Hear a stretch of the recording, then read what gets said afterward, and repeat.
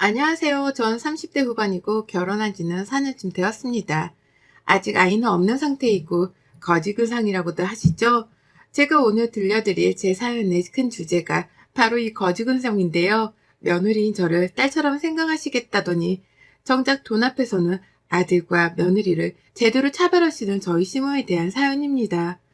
그 전에 저는 다니던 대학을 자퇴하고 피부관리사로 일하기 위해 자격증을 준비했어요. 자격증을 준비하자마자 운이 좋게도 피부과에 바로 취업을 할 수 있었고 취업해서 많은 걸 배우며 일을 했죠.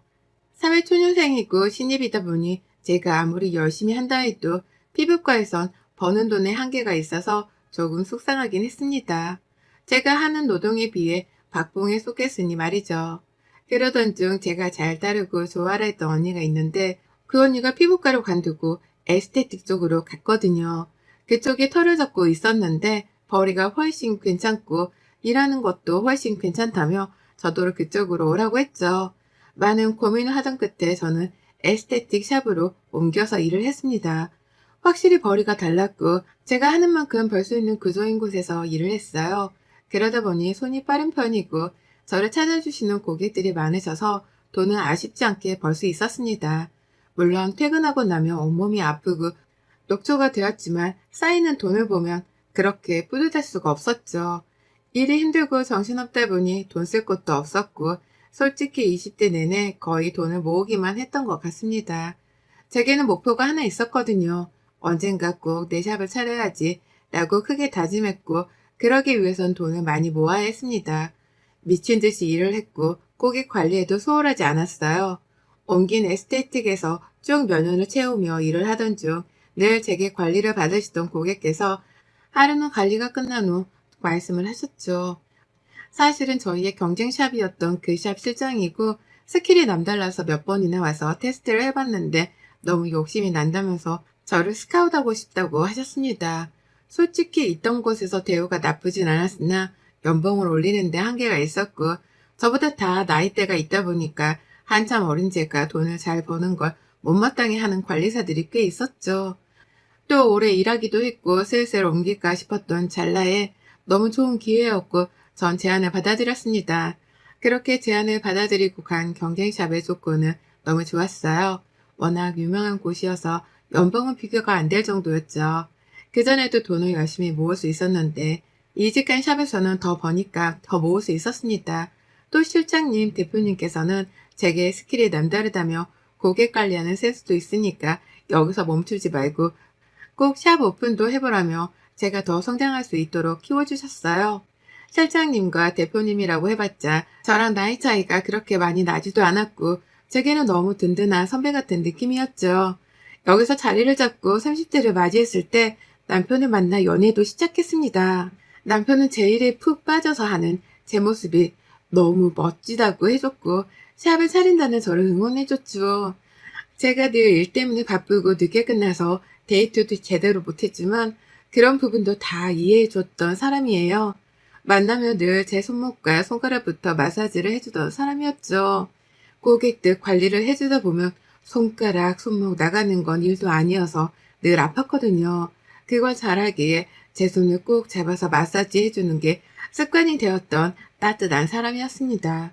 그런 남편과 3년 넘게 연애를 했을 때쯤 전 드디어 제 샵을 오픈하게 되었고 너무 설레이고 행복했어요. 다행인 건 제 샵을 오픈한다는 소식을 듣고 직원으로 와주겠다는 선후배분들이 많아서 다행이었습니다. 샵 컨셉의 규모도 있었고 회원제, 예약제로만 운영해야 하는 고급 VIP 에스테틱이라서 아무나 그냥 들어와서 관리를 받을 수 있는 에스테틱은 아니었어요. 그만큼 관리사들도 신중하게 채용을 했죠. 프라이빗함의 끝을 보여주는 샵이라서 그런지 이런 걸 선호하시는 분들이 많이 찾아주셨고 오픈빨이 시들해져도 영업은 성공적으로 잘 되었습니다. 샵이 안정되었을 때 저희는 바로 결혼을 했어요. 결혼을 하고서는 인생의 모든 걸 잃은 듯한 기분이 들었던 게 평생의 꿈이던 제 샵도 오픈을 했고 결혼이란 숙제도 뭔가 해냈으니 이제 더 바랄 것도 없었습니다. 무엇보다 남편과 있으면 마음도 편해지고 안정되는 게 너무 좋았거든요. 결혼을 하고 집에 있으니 그렇게 편한 시간이 길어져서 더욱 좋았죠. 샵을 오픈하고서는 VIP가 아닌 이상 제가 직접 관리를 할 일이 없어서 일찍 출근하고 늦게 퇴근할 일이 없었습니다. 그래서 남편 아침도 차려주고 청소도 하고 천천히 오후쯤 출근해서 샵 관리를 하고 그러다 퇴근을 했어요. 20대 때부터 쭉 쉼없이 달려왔던 삶에 드디어 쉼이란 게 생긴 기분이었죠. 그럼에도 불구하고 마냥 쉬지는 못했던 게 저를 보고 오시는 고객들이 많았기에 저희 관리사분들에게 주기적으로 제 스킬과 노하우를 알려주는 수업도 1대1로 진행을 했습니다. 물론 아무나 알려주는 건 아니었고 정해진 연차수가 된 직원의 한정에 알려줬어요. 그렇게 되면 VIP 고객 관리가 가능해지는 거고 급여가 달라지죠. 또한 저 역시 직원이었던 시절이 길었기에 복지를 최대한 섭섭하지 않게 해주려고 노력을 많이 했어요. 불필요한 복지는 하지도 않았고 현실적으로 필요한 복지로만 말이죠. 바로 직전에 절 스카우트해 주셔서 함께 일했던 실장님과 대표님은 제가 이렇게 성공한 걸 너무 기특해 하셨고 이제는 서로 대표님 언니, 동생 하는 사이가 되었습니다. 사석에서 만나 술도 마시고 놀기도 하고 사업 얘기도 하는 그런 사이가 되었죠. 지역구가 달라서 경쟁샵이 아니니 그럴 수 있었던 것 같아요. 원래 저희 친정집은 가난까지는 아니어도 넉넉하지 못한 집안이었습니다. 늘 돈에 쫓기듯 살았던 집안이었고 돈이 없어서 서름을 겪었던 집안이었죠. 아직도 기억나는 게 중학교를 들어가야 해서 교복을 맞추려는데 몇만 원이 더 비싼 교복 브랜드가 있었어요. 그런데 거기가 유명했습니다. 어린 마음에 당연히 그 브랜드에서 사고 싶다고 했으나 부모님께서는 한푼이 아쉬운 입장이니 들어본 적도 없는 노브랜드 교복을 사게 되었죠. 첫 교복을 입는 설레임도 사라졌고 집에 오자마자 셔츠고 마이고 붙어있는 택을 가위로 다 잘라버리기 바빴습니다. 친구들이 너 어디 거야? 라고 물어보면 대충 둘러대고 말았고 제가 원했던 그 브랜드 교복을 입은 친구들을 보면 그렇게 부러웠죠. 이거 말고도 고등학교는 급식 사건도 있었네요. 줄 서서 식당을 들어가야 했는데 입구에서 카드를 찍어야 합니다. 그런데 급식비를 미납한 사람은 삑삑삑삑 하고 굉장히 큰 소리가 나요.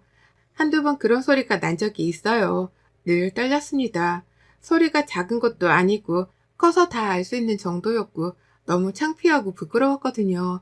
그래서 괜히 카드를 안 들고 왔다고 거짓말을 하고 선생님께 혼나고 들어가서 밥을 먹기도 하고 그랬습니다. 주머니에 있는데 말이죠. 돈이란 게 참 그래요. 돈이 뭐길래 사람을 한없이 기쁘게도 만들었다가 비참하게도 만드는 건지 아무리 생각을 해봐도 돈은 나쁜 것 같습니다. 이렇게 배고프고 아파본 적이 있기에 전 제가 성공하고 여유를 찾고 나서 전세 대출을 끼고 살던 부모님께 자가집을 사드렸어요.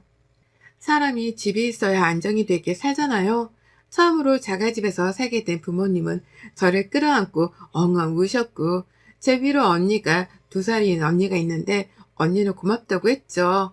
동생이 하든 언니가 하든 집을 산 거면 된 거라고 고맙고 미안해할 필요 없다고 그렇게 훈훈하게 마무리를 했습니다. 이후에도 평생 어떻게든 딸 둘 먹여 살리려고 고생하신 부모님 돈 걱정 없이 사시라고 금전적으로 도움을 많이 드렸어요. 평생 할 수 있는 효도를 아쉬움 없이 다 했다고 감히 말할 수 있었죠. 그래서 저희 엄마께서는 제가 시집 간다고 했을 때 가지 말라고 엉엉 우셨습니다. 엄마, 왜 그렇게 울어? 누가 보면 딸내미 팔려가는 줄 알겠네. 아까워서 그렇지. 아까워서 내 딸을 누구 주겠어. 세상에 윤지, 너를 누굴 줘 내가. 아유, 결혼한다고 달라질 게 뭐가 있어. 너무 그러지 말어. 속상하니까. 울지 마. 아, 그래. 당신 너무 오버한다. 당신이 그렇게 울면 윤지가 마음 불편하지. 당신은 입 다물어. 아깝지도 않니? 이 똑 부러지는 애를 세상에 누굴 줘 누구를? 난 우리 윤지 그냥 혼자 떵떵거리면서 살았으면 좋겠어. 시댁 식구들 눈치도 안 보고 남편의 애기에 다 얽매여서 그렇게 힘들게 안 살고 지 잘난 맛에 그렇게 살았으면 좋겠단 말이야. 엄마, 결혼해도 그렇게 살 거야. 나 이제 대표잖아. 완전 잘났어. 엄마 딸. 그래서 완전 잘난 맛에 살 거야. 그니까 걱정 말고 울지 마. 나 진짜 속상해. 저희 엄마는 진짜 엉엉 우시면서 저더러 아까우니 시집가지 말라고 하실 정도였습니다. 솔직히 남편만 아니었으면 저 역시 시집 안 가고 비혼으로 살았을 것 같아요. 근데 그러기엔 남편이 너무 괜찮은 사람이고 절 보듬어 주는 사람이라서 놓을 수 없었죠. 저희 엄마께서 이렇게 울고불고 속상해 하신 걸 대충 눈치로 알아챈 남편은 저희 엄마께 더 잘했어요. 안 그래도 싹싹한데 더 싹싹하게 다가갔고 안부 전화도 자주 했죠. 그러니 지금은 우리 사위가 최고라는 엄마세요. 이렇게만 봤을 때 결혼 생활이 참 행복해 보이지만 역시 시댁은 시댁인 건지 시모 때문에 참 힘든 시간이 있었습니다. 저희 부부는 각자 번 돈은 각자 관리를 하고 있어요. 공동 생활비만 딱 내고 얼마 버는지도 서로 정확히 모르죠. 정확한 건 제가 훨씬 더 번다는 건데 그걸 알기에 외식하거나 할 때는 자연스럽게 제가 계산을 하거나 하거든요. 그런데 시모도 제가 돈을 잘 번다는 걸 아세요. 어느 날은 제게 이렇게 말씀을 하셨죠. 윤진이, 나다. 뭐 샵에 있니? 집 있니? 저 출근 준비하고 있어요, 어머님. 그래. 나 좀 서운한 게 있어서 전화했어. 너 들어보니까 아주 효녀더라. 부모님 집도 사드리고 용돈도 드리고 차도 바꿔드리고 명품백은 기본에 아주 해드릴 수 있는 건 다 해드리더만. 네? 그게 왜요? 뭐 그게 왜요? 왜냐니? 너 나한테 뭐 해줬어? 어머님, 그건 차원이 다른 문제죠. 제가 저희 친정집에 도움 줄 수 있는 걸 해준 거고 그걸 원하시면 아범이 할 문제죠. 이거 왜 저한테 그러세요? 그리고 제가 제 부모님한테 제가 번 돈으로 효도를 했는데 왜 어머님이 서운하신지 모르겠네요. 한마디를 하면 열마디를 하지, 어? 아무리 내가 네 엄마가 아니고 시엠이라고 해도 그렇지 좀 도와주고 같이 해줄 수 있는 거 아니냐? 난 언제 무너질지도 모르는 집에서 무릎도 아픈데 계단 오르고 내리면서 살고 있는데 안 불쌍하니? 어머님 그러셨어요? 제가 형님이랑 아범한테 당장 말할게요. 진작 말씀하시지 왜 참으셨어요? 이건 그냥 못 넘어가죠. 뭐? 예, 윤지야, 아니다. 뭘 말하니? 그게 아니고. 아니에요. 제가 당장 말해서 해결할게요. 끊어보세요. 어머님 연락드릴게요. 전 말도 안 되는 소리로 저를 모함하는 시모에게 되려 한 방 먹였습니다. 저희 시모는 제게 늘 입버릇처럼 하는 말이 있으셨어요. 딸 같은 며느리, 엄마 같은 시모 사이로 지냈으면 한다고 고백을 뜬없이 우리 그렇게 지내자고 말이죠. 그래놓고는 정작 이럴 때 보면 본인 아들과 딸 주머니에서는 1,000원 한 장 꺼내는 걸 아까워하고 며느리 제 주머니에선 1,000만 원 1억이 나와도 아깝지 않고 당연히 여기는 사람이었습니다. 그리고 웃긴 건 본인 자식들에게 돈 얘기하는 걸 꺼려했죠. 그걸 이용해서 전 바로 형님에게 전화를 했습니다. 형님, 저예요. 잘 지내고 계시죠? 올케 오랜만이네. 잘 지내고 있지. 올케는 별일 없지? 네, 형님, 통화 가능하세요? 응, 왜 무슨 일 있는 거야? 네, 조금 전에 어머님이랑 전화를 했는데 어머님이 무릎이랑 관절이 안 좋으셔서 계단 오르고 내려오는 게 힘드신가 봐요. 집도 다 무너질 것 같은 집에서 어머님 홀로 살고 계신다고 한마디 하시더라고요. 정말이야? 2층이고 거기서 오래 사셨는데 갑자기 왜 그러시지? 올케한테 뭐라고 한 거야? 정확히 뭐라고 했어?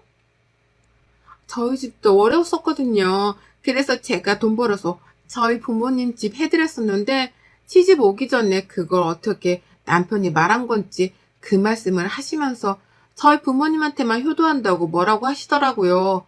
어머님이 그렇게 힘드신 거면 이사해드려야죠. 뭐야? 아니 그걸 왜? 아유, 옳게. 내가 엄마랑 얘기할 테니까 신경 쓰지 말고 기분 상했을 건데 미안해. 아니에요, 형님. 그냥 이사를 해드려야 할 것 같아서요, 저는. 한두 푼 드는 것도 아니고 멀쩡하게 잘 살던 집에서 이사를 왜 가? 아니야, 내가 말할게. 이어서 전 남편에게도 똑같이 말을 해줬고 형님과 남편은 시모에게 전화해서 막 뭐라고 했더라고요. 들어보니 시집도 오기 전에 본인이 벌어서 본인 부모 집을 사줬으면 기특하다고 칭찬을 해줘야지 왜 그걸 시샘하면서 집 사달라고 하냐고 애도 아니고 민망해 죽는 줄 알았다면서 형님이 난리를 치셨다고 합니다. 2층이라고 해봤자 계단도 얼마 없는 거 뻔히 아는데 그러지 말라고 하셨고 시모는 제대로 심술이 나셨겠죠. 그 이후 한동안은 제게 연락이 안 오더라고요. 그리고 남편이 앞으로는 시모가 이런 식으로 제게 뒤에서 말을 하면 본인이 대놓고 다 말을 해주라고 쏘가리 하지 말라고 하길래 알겠다고 했습니다. 그렇다고 해서 제가 시모에게 아무것도 안 해준 것도 아니에요. 시모네 집이 워낙 낡았었는데 저희 신혼집을 보고 몇 달 내내 들들 볶아서 리모델링을 싹 해드렸고 그 공사를 하는 한 달이란 시간 동안 저희 집에서 지내시라고 선뜻 먼저 말씀도 드렸습니다. 리모델링 비용도 꽤 나왔고 그 와중에 가전제품도 욕심을 내셔서 냉장고랑 에어컨도 바꿔드렸습니다. 저 역시 하늘에서 돈이 뚝딱 떨어지는 게 아니고 노력해서 버는 돈인데 당연하다는 듯 쓰려는 시모가 너무 얄미웠습니다. 더 웃긴 건 에어컨 살 때 남편이 계산을 하려고 하자 시모는 거의 몸을 던지듯 날라서 막았고 윤지가 한다고 하잖아 라고 해서 어이가 없었거든요. 이렇게 본인 아들이 돈 쓰는 건 온몸을 다해 티나게 막아서 더 얄미운 사람입니다. 그러던 중 시모가 어느 날은 전화가 와서 저희 샵에 한번 와보고 싶다는 거예요. 솔직히 흔쾌히 알겠다고 하고 싶진 않았으나 막을 명분이 없었기에 그렇게 하시라고 했고 예약을 해드렸습니다. 스킨에 바디까지 풀코스로 해드렸고 시모는 너무 황홀하다며 너무 좋아하셨어요. 세상에 이렇게 좋으니까 돈 있는 사람들이 돈 써가면서 받는 거구나. 너무 좋다 윤지야. 좋으셨어요? 다행이네요 어머님. 아유 며느리가 이렇게 좋은 걸 하고 있었는데 내가 그걸 이제 알았네. 어머님 저희 샵이 회원제고 단가가 비싸요. 이번에는 제가 어머님 처음 오셔서 제가 계산할 건데 다음에는 참고하셔서 오셔야 해요. 그리고 무조건 예약하고 오셔야 가능해요. 저희가 재료도 다 비싼 것만 쓰고 인건비도 비싸서 가족도 공짜는 어려워요. 전 분명하게 선을 그어서 말한 게 시모가 딱 봐도 다음에 또 공짜로 받으러 오려는 기세가 보였거든요. 그런데 아니나 다를까 이날 이후부터 출근도 전에 실장에게 전화가 왔고 당황스러워했죠. 시모랑 통화한 녹취본을 보내줘서 들어봤어요. 나 대표 CM이에요. 내일 나랑 2명 더 갈 거니까 예약해주고 저번에 받은 거 똑같이 해줘요. 아, 네. 안녕하세요, 고객님. 내일은 저희가 이미 예약이 마감되셔서 다른 날로 도와드려야 할 것 같아요. 가장 빠른 날이 다음 주 월요일 오후 2시 타임 있으신데 괜찮으세요? 괜찮겠어요? 못 알아들었나 본데 나 대표 CM이라고요. 거기 대표 CM이라고. 아, 네. 그런데 저희가 100% 예약제로 룸이 다 예약이 된 상황이라 어떻게 해드릴 수가 없어서요.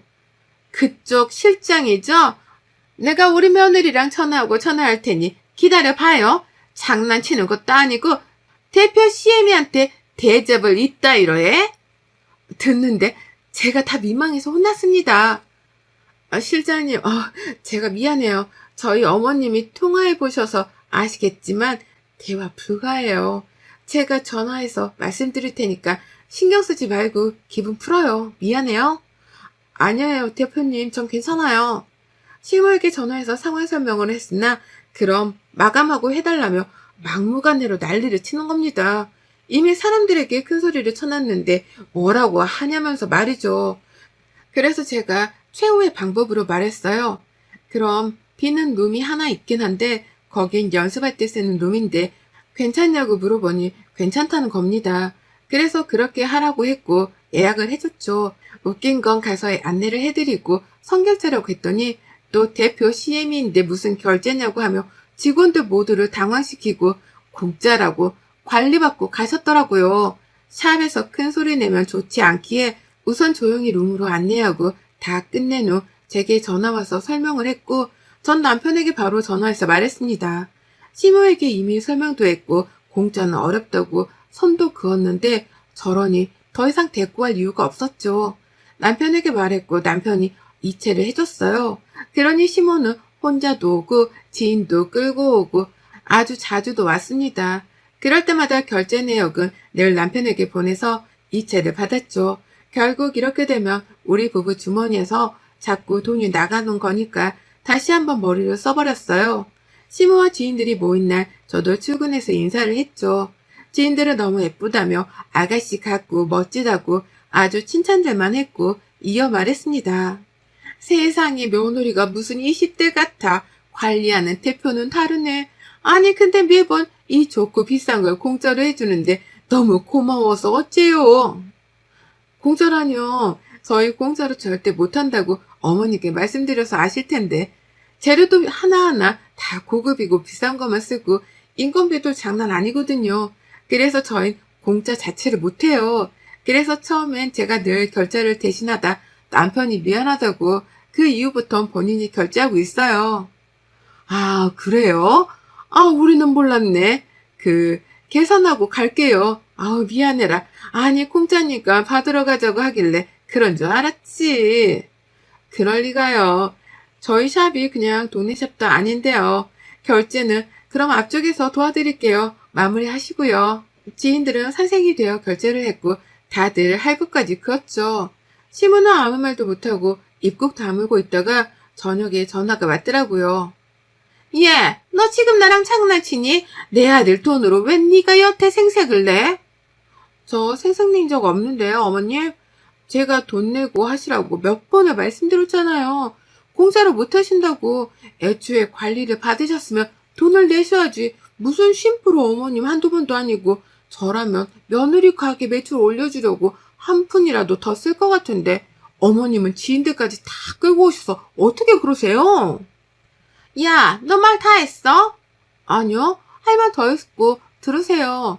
어머님, 아들 돈은 아깝고 며느리 돈은 당연하다는 듯 쓰려고 하지 마세요. 제가 돈 버는데 보태주신 거 단 하나도 없으시잖아요. 생판 나무를 살아놓고 이제 와서 돈 쓸 때만 가족이 마냥 그러지 마세요. 저 가식적인 거 딱 싫어해요, 어머님. 저 혼자 살아도 아쉬울 거 없는 사람이거든요. 이 시간 이후로도 또 이러시면 어머님 귀한 아들 어머니 품으로 반품시킬 거니까 그렇게 아세요? 저 딱 여기까지만 참습니다.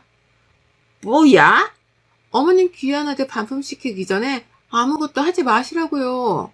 그 이후로 정말 시모는 찍소리도 못하고 아무것도 하지 않았어요. 심지어 명절에도 쉬라며 굳이 오지 말라고 했죠.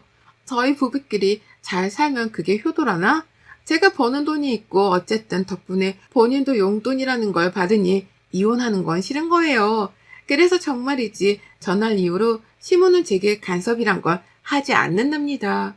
여러분의 생각은 댓글로 남겨주세요. 오늘도 시청해주셔서 정말 감사합니다.